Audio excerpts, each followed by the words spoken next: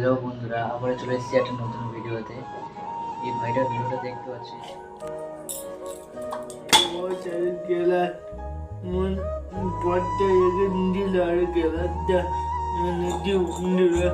দেখুন গেলার দিয়ে হাত দিয়ে আমি গেলা দু জায়গাতে পারি না। এই দু আছে বছর জল বাইরে চলে যাচ্ছে।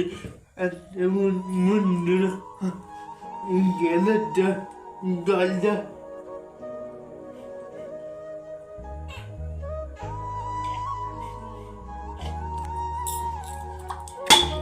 আমি এমন মজবাব করছি জল খেতে দিও গেলাটা হাতে ভরে রান্নাদের কথা হাতে করছি বন্ধুরা।